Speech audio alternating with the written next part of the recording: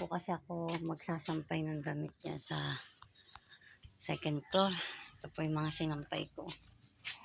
Sasampay ko po guys. At dito maganda ang init. Ito na mga, mamaya hindi na po ang init.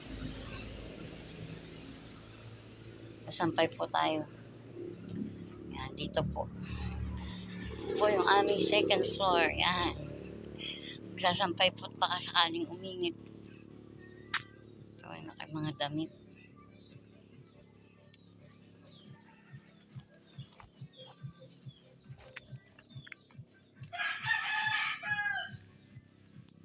Guys, ayun po yung baba, tabing kalsada po kasi kami. Tapos sa likuran naman po, ayan, puro mga nyug. Tapos ito po yung halaman naming malaguna. Nabunga po siya nung, ano tawag dito, wala akong bunga, puro dahon na lang. Ayap daw po yan. Bataw ba?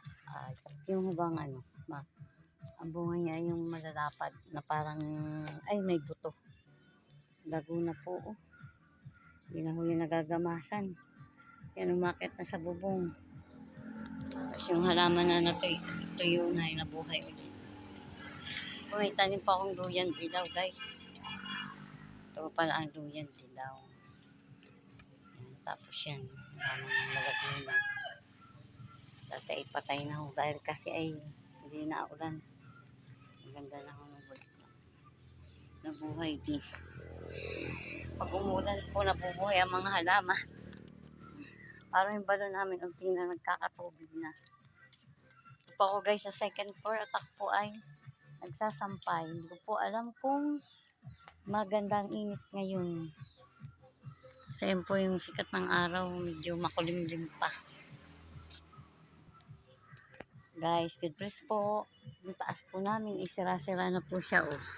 Yan, ang bubong namin. Natulo na talaga. Kaya pag umulan, basa dun sa baba. Pero ginawa ng paraan ng asawa ko para hindi siya tumulo, talagang bulok na yung bahay namin. Kulang mo sa bubong. Kailangan may bubungan. Kailangan po ibubungan. Yun nga lang po ang naging problema ng bayan. Pera ang kailangan. God bless po at mag-ingat po lagi tayo. Yan niyo po guys, sabi nga problema lang yan. Talaga naman po hindi tayo naubusan ng problema.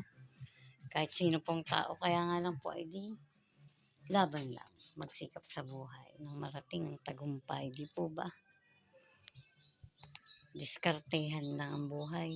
Guys, God bless po.